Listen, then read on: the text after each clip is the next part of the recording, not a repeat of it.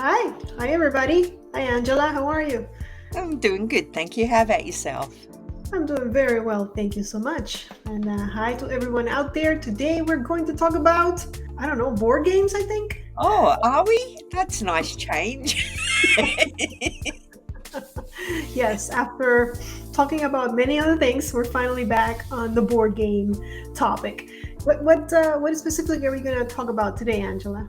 Today we're going to talk about older games that maybe you should check out. Right. So older games that we still love to play, even though we've had them for a while. And of course, you have a new game, and it's like your new baby. But It's these specific games are games that we still go back to and we still play, or at yeah, least we still like them enough to keep them in our collection. yeah, like forever. What are they called? Evergreen games? Is that what they're called? Forever Oh, games? they're cool. Sure, Yeah. I'll go with that. All right. So what's the first one on? Oh, before we start, we have to do the game. So last week we played Who Is This Meeple? And I gave you the name of a character in a board game, and you guys had to figure out what game it was from. The character was Rugwort. And what game was it from? Do you remember, Angela? It was from Everdell, which I just played when you mentioned it, but I didn't know what it was. And there's a reason I didn't know what it was, right?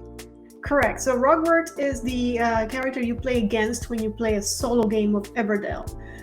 So he's kind of the AI, the guy you compete against. So if you haven't played Everdell solo, you might have not heard of Rugwort, but he is definitely a character in the beautiful board game Everdell. Yeah. Yeah. Nice. Thank And you I'll do all. one at the end.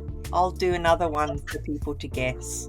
Perfect. We're going to do a game at the end, so stay tuned for that. Thanks for all that participated. And if you didn't participate in the last game, maybe you'll get a chance to figure out what game it is that we're talking about today.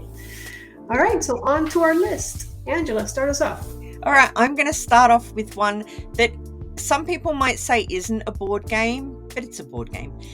Sherlock Holmes Consulting Detective. And it's from 1982. So it's been around a while, but people still seem to enjoy it. There's a lot of reading involved in this one. Have you played it? No, I have not played it. It's like choose your own path kind of a deal. Like you branch out. Yeah, it's kind of, you look at the map and you're trying to like interview different people to try and work out what's happened. But it says on Board Game Geek, I looked it up, it says 60 to 120 minutes. And I'm sure that when Tracy and I played it years ago, it took us all day. So probably 4 hours to play. Okay. Yeah, so I guess it depends. Maybe you're not the best detectives.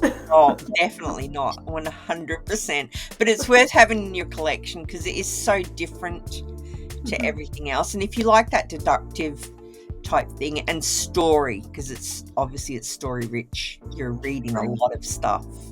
Right. You like that one. You're solving a case kind of a deal. Yeah. I love that stuff. That's definitely something I should check out. So thank you for bringing it up. I don't own that. I don't even know if it's still available, but I'll check it out. Yeah, it is still available, I think. So it is. That's great. My birthday's coming up, so. All right. What's your first one?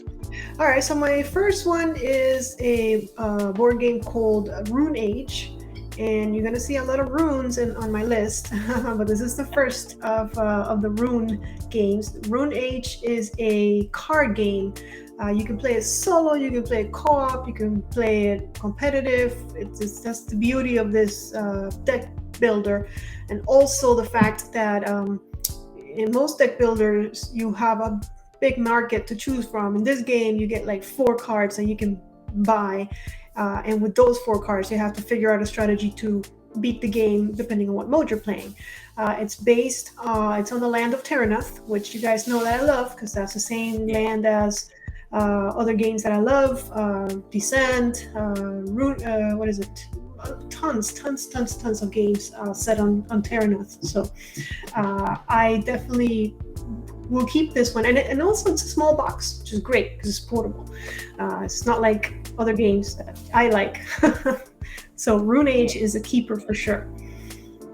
Oh, awesome! I haven't played that one, but Terranoth. I only know about it because of obviously your videos, because you do enjoy that one. I think we might have had that as a clue. Did we have that as a clue one time as well to guess? Yep. Right. That was a Okay. game once. I asked where in the world is Terranoth, and we got a few correct answers back then. So people do know Terranoth. Yeah. All right. All What's right. next My on your next list? one. I've had to put it on here, Annabelle. It's Pandemic. You know, it's my favorite game. I've put it on because it is 2008, so it is a little bit older. And also I put it on because it sort of birthed the legacy game in a way, because of Pandemic Legacy. So that's why it's on my list. I think everyone should at least try it, and not just try it once. I think there should be, like with TV shows, 3-episode rule, 3-play rule, because you might not enjoy it the first time, but then you might grow to enjoy it. So Pandemic. Oh yeah. Pandemic is a classic already for a reason. I mean, I'm not the biggest Pandemic fan, but even with that, I do enjoy Pandemic games. Like I enjoy the Clone Wars, and I enjoy WoW, World of Warcraft Pandemic. So they have the same mechanics. It's just it's not about a plague, right? A sickness. You're not helping people from dying, which is a very noble cause, especially after the pandemic that we're living through. I'm just more into the fantasy theme. So that's fair. I can't believe I don't have that Clone Wars one yet. I like that one. I enjoy that one. Yeah, I'll definitely get it, obviously, but good, you should. Your birthday's coming up. Yes, it is. So what's your next one? My next one is Hero Brigade. Hero Brigade is a game I found at a local geek store for half off. I had no idea what I was getting into, and I opened it up, read the rules. Oh, it didn't have the rules in it, so I had to go on Board Game Geek and find the rules and download them and print them, and somehow I figure out how to play the game, because there are no videos out there on this game. Very few. Wow. I found one video of two guys, a table and two guys playing, and they were playing so fast. I'm like, I don't understand what's going on. So I had to read the rules. I actually made a video. It's on the channel Nice. that shows you the playthrough. Yeah, and I love it because it's kind of like a Magic the Gathering kind of thing, where you're playing cards out on the table, but you're also positioning your cards, so you can go in the front or you can go in the support, and depending on where you place, they have different abilities. So your cards are multi-use, I guess. It's depending on where you place them. You can either put them in the front, put them in the back, or just play them for another ability. And also I like that the way that you beat your opponent is by decking them out. So by having them run out of cards on their deck. So every time you defeat one of your opponent's characters, instead of just losing HP, you discard cards from their deck, and whoever's out of cards first is the winner. So very interesting, different mechanics, and I always love that in the game if it offers something that other games don't offer, because there's a billion deck builders out there. So yeah, I like that it has a little twist. Yeah, I haven't heard of any that so basically it uses your deck as your hit points in a way. Correct. That's really cool. Yeah. Oh, yeah. Nice pick. And people probably haven't heard of that one, and you've got a video of how to do it now as well to help people. That's awesome. Yeah, because I enjoyed it so much. I thought, let me show the world. So I asked around, and even I got some comments how it's hard to find, and I tried to find the expansion even, and I could not find it anymore. So okay, but it's okay. The core game has enough. Yeah. All right. Cool. Yep. Well, my next one is really old. Are you ready for this one? 1948. I had to stick one really old one on there. But everyone watching has probably played this. It's Scrabble, which is the tile word game, obviously. I've still got my copy. I keep it because my mother-in-law likes Scrabble. And I love word games, so I don't mind keeping it in my collection. It's a good game.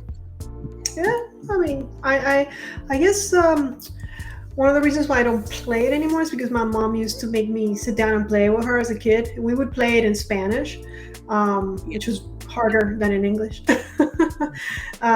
So it was I was made Not a to fun play it. And I time. don't, Yeah, yeah, that's fair. but I have That's a fair. even now I have a kid that I work with that, well, he's not a kid anymore, 20 something, but I have an individual that I work with that loves that game. So once in a while we'll play it, and I enjoy it more than when I was young. But yeah, that's everybody's played Scrabble, right? Yeah, I think so, and it's one worth keeping. There are a lot of great word games out now, though, that have probably Mhm. sort of surpassed it, but it's a classic. Everyone knows Scrabble, and it's better than I don't, Monopoly. I mean, I don't know that they've surpassed it. I think that there's a lot of different word Different, games. yeah. Yeah, that's But fair. Scrabble That's will fair. always be Scrabble, like it's Scrabble. It's the game Yeah, where you get points by using this. yeah. Yeah, That's it's it. cool. That's it, Yeah, Scrabble. I love it. I love it. All right, so back to fantasy. We're gonna go with World of Warcraft, the board game, and this was the first game I ever bought back Okay. when Cool Stuff Inc., which is where I used to get all my games before Amazon popped up and then started selling stuff cheaper. Um, I remember that I went to Cool Stuff and I was able to walk into the storehouse where they keep all the games, and it was piles and piles of games all the way up. Yeah, and I had to bring one home, so I looked all over. And when I saw that big box with these monsters, I'm like, okay, this is the one. I didn't know much about World of Warcraft. I've never played World of Warcraft, but I was intrigued by the box, and it delivers. If you like World of Warcraft, this gives you the same feeling of going in the world, battling monsters, leveling up your heroes, to try and of course get better equipment and better, obviously better level, and be able to kill more monsters. So just like the PC game, which I haven't played. Have you played? I Wow. haven't, no. I've had people try and talk me into it, but I've Hmm. never actually played it. I think it would be a soul suck, like, or a life suck. I think that if Yeah. you got into it, you would, yeah, Yeah. and yeah, no. Yeah, if I wasn't already sucked into so many other things, probably. But yeah, I mean, but I'm sure it's great. I mean, it's very popular. So Yeah, and the it's good to characters hear are that the awesome. board game like does well, because sometimes they try and make board games out of video games and they're not so They good. know. True, Yeah. true, true, true. Yeah, I can think of one. But Ah, anyways, that's Wild the board games. So what else is on your list? all right. My next one is, what year is it? I took notes. My eyes are so blurry today, Annabelle. I can't see.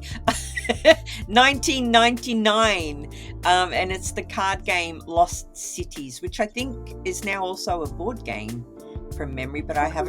I haven't seen the board game.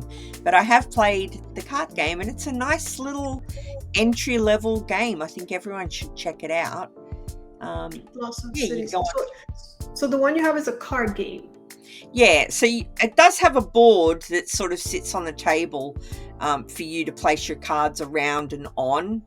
Okay. Um, but it's a card game. It's all about placing your cards in, I think it's in order from lowest to highest. Okay. Yeah, it's a fun game. I like it because it's based around going on expeditions, which, to be honest, it literally could be anything. You could literally skin it with anything, but I like it for that reason. You said it's called Blossom Cities? Lost Cities.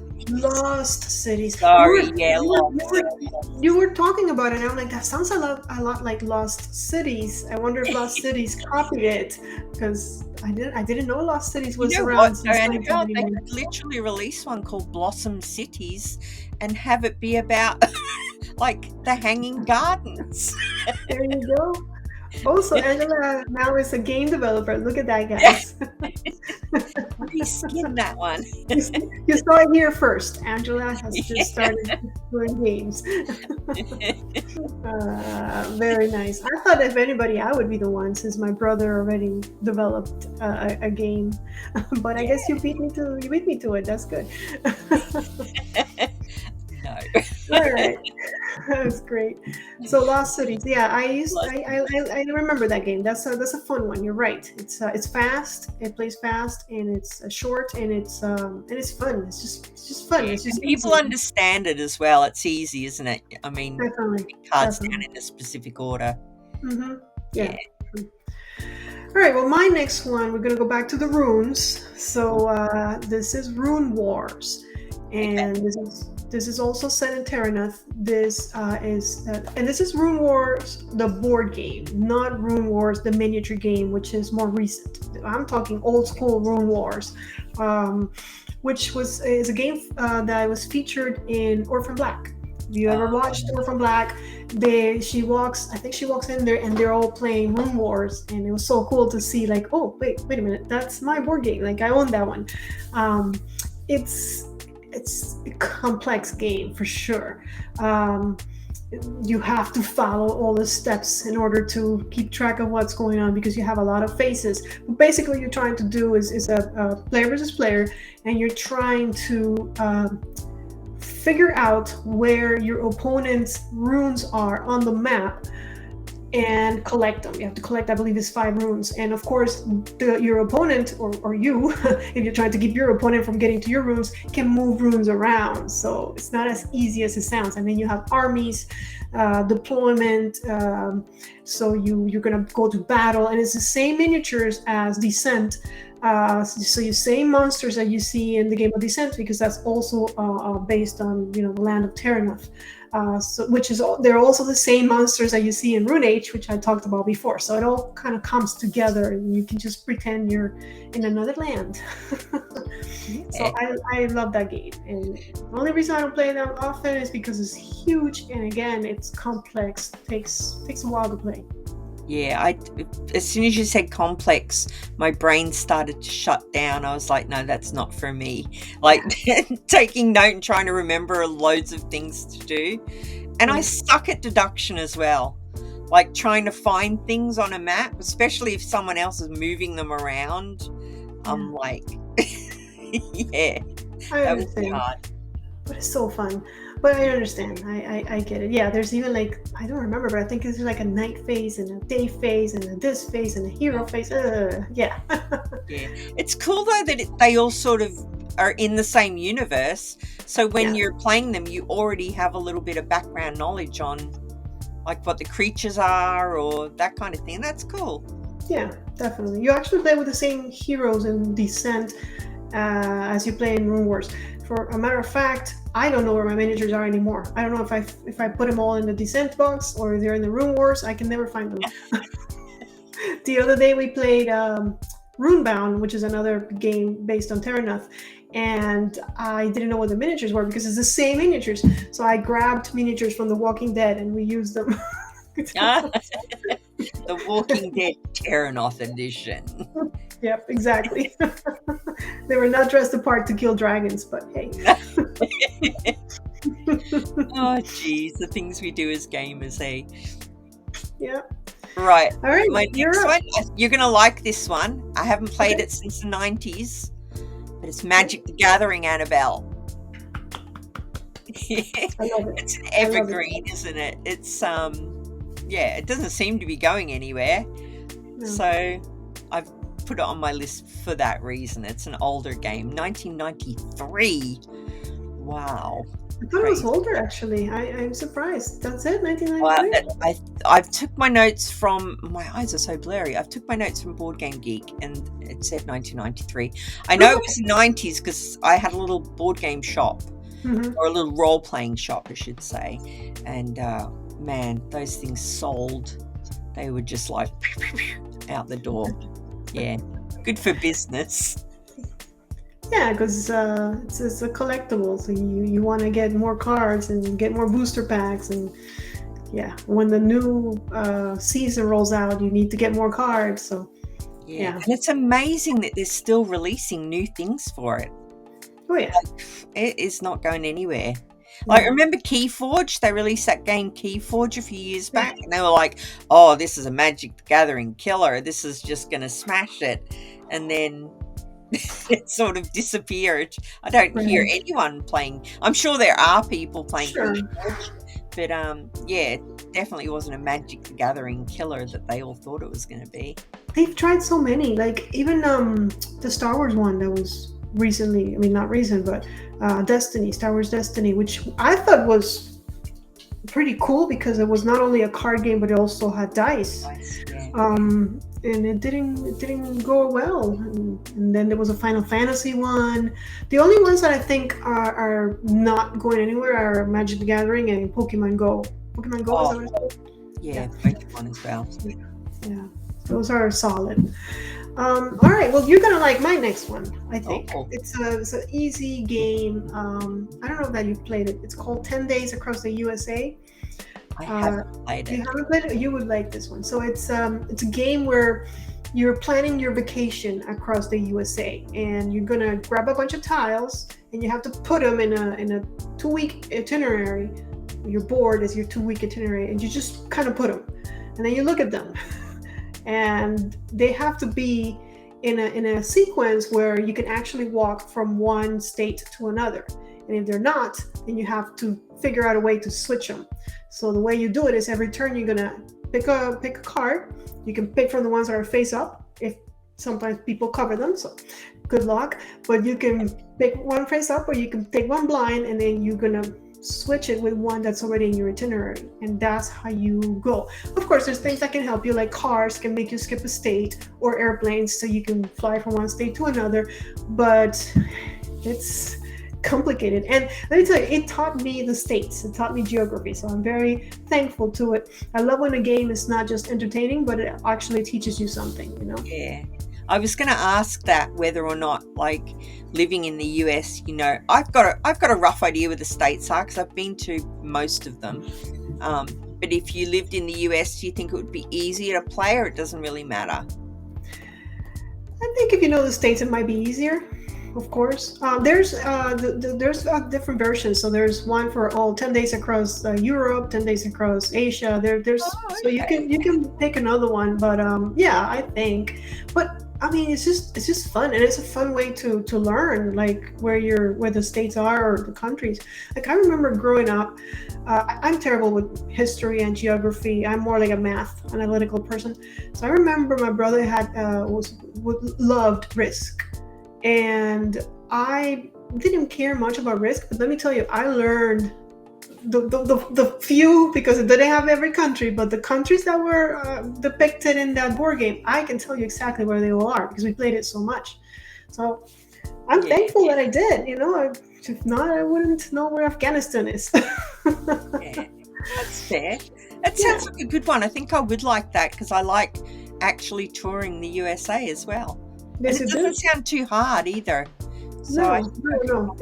It's simple. It's fun when you get it. When you get your weeks, you know, or sometimes you're like one off and someone wins and you're like, oh, so close. This is a fun one. Yeah, sounds good. How many have you got left? Have you got any left? One more. One more. Okay, I'll go to my next one.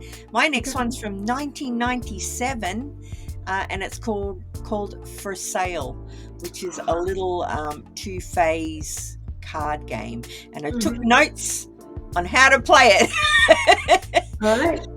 Because it goes out of my brain. I don't play it very often. It's one of those games that it's a small box game, and you might take it to a board game night and it might get played. So it's not like people are sitting around going, oh, let's play For Sale. But when you play it, it's a lot of fun. It's a good little game. So tell us about how to play it, since you took notes. All right. So obviously For Sale, you kind of already know what it's like. You're selling something. Right. So you first of all, in the first phase, you buy properties. I think there might be a new one out where you buy cars as well, but in the original, it's properties, from like shacks through to mansions. Okay. And Then in the second phase, you're trying to get the most money for the properties that you bought in the first phase, but it's based on the number on the property and how high that is. Look, don't ask me to explain how to play a game, Annabelle, because I've got notes and I'm still screwing it up. No, I mean it makes sense. You're trying to do what any real estate person doing that kind of business does, but buy low and sell high, trying to make a profit out And of then your the property. person with the most money, Just like in real life. See, we guys, you cannot complain. We gave you a game that can teach you geography, and now we gave you a game that can make you rich. yes. You've got it all right here.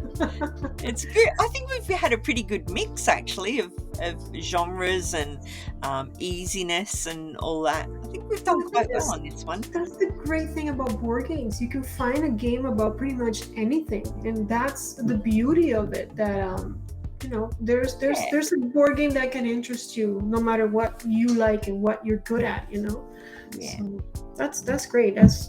I think more people should be. I always think, why has this hobby not gotten more popular? Yeah. It's always amazing to me, though, that people don't know it exists. Right. Like, I've had workmen come into my apartment and my main living area, because this is a tiny apartment, I've had to put my board games somewhere, right? So the shelf is where the dining table is. So you see it as soon as you come in. And most people think it's books. Okay. And then they'll go, oh, hang on, what is that? And I'll say, they're board games. What? Totally confused. No, not a clue that they exist. Yeah, It's fascinating. Yeah. Yeah, no, I agree. I think it's very rare to whenever you tell somebody, oh, I'm into board games, they always think Monopoly, sorry, no, not that. Yeah. It's true. Do you have any more, or are you done with your list? I've got a couple of honorable mentions. Okay. Ticket to Ride, that's 2004, so it's a wee bit older. Been a while, huh? It's been around for a while. Yeah, most people, and it's just sold millions of copies, hasn't it? Splendor. Yeah. That's a nice one. And Stone Age, which I own. I bought it secondhand. I own it. I've never played it, but I've put it on my list because everyone says you should own a copy of Stone Age. So I've put it on there. 2008. 2008, yeah. I figured it's been around for a long time. Yeah, I played my share of that one. I mean, I think all of those are definitely classics. I love Splendor. I like the Marvel Splendor a little better, just because you can tell who the characters are. It's the same thing. It's just you recognize the characters, so that's cool. Ticket to Ride. I'm not a big fan of train games, but I mean, I've played Ticket to Ride, and I have friends that love it. And then Stone Age, I have a friend that totally adores it. She plays it day and night on her iPad or whatever tablet she has. So she's really good at it. So I don't like playing it because she beats me every time because she knows it inside out. And it's very repetitive. That's the issue I have with it. There's a little bit of luck because you're gathering resources to complete contracts, or not contracts, but the equivalent to make victory points. But when you gather resources, you have to roll, and depending on what you roll, that's how many resources you get. So there's a little bit of luck there, but other than that, it's very very repetitive in the sense that you have to go create more workers. Like that's if no one's taking that action, you gotta go for that. You gotta go get food so you can feed your workers. So there's certain things that you have to do that they're like the preferred places to go. So I mean, it's a solid game. Don't take me wrong. I've just lost my love for it because of my friend. Blame her. Yeah, that's fair. You don't. Yeah, I don't really like games where, and I guess most games are like this. If you're playing against someone who's played it, 100 times, you're just going to get smashed. Right. I like games with a little bit of, I suppose a little bit of luck. So that maybe I might be able to do something. Right. Yeah. I mean, it's a good game. Don't get me wrong. I think it's a great game, and like you said, I do think that should be one that maybe not own it, but play it because this is all in Euro. You know, it's your basic Euro game. You're collecting resources to change them for things that are going to give you points. You know, it's your basic Euro. So I didn't know that it was out on digital. I'm going to have to check that out. I've just set up a new playlist on my channel for digital board games, which is something that I never thought I would do because I'm very much pro cardboard. But because I'm not getting to play them very often and I'm playing my Steam Deck, I thought right. that might be a nice little niche on my channel, or niche, as Americans say, Right. to cover some digital board games. So I'm looking forward to that. That's awesome. Oh yeah, that's great that you're doing that. All right, so we ready for game? Yes. Now, Okay. have you got one, or would you like me to put one up to on You this? you can do it this time. Yeah, sure. Okay, so I'll right let you. here, put All something. right. What So game is this from? In fact, let's do my favorite one, which is putting up a little bit of a box cover. Oh, okay. Guess the game with just a little bit of the box cover. Little piece of the box art to All see right. if you know what box it's from, what game it's from. Okay, guys, let us know in the comments below what game that is. Guess the game, guys. Yeah, what game is it? Yeah, so great. This was, hey, we talked about board games. We did it. We still know our board games. Yay, we're back. Let us know what you guys like us to talk about the next time, so we can. Yeah, we love to hear your comments. Topic, and the topic can be anything. We do this for you guys. So, well, we do it for us as well. I love talking to Annabelle, as I have spouted on very often, but we also do it for you guys. So give us a topic and we'll try and cover it. That's right. Yeah. All right, guys. Have a great rest of your day and play more games. Bye.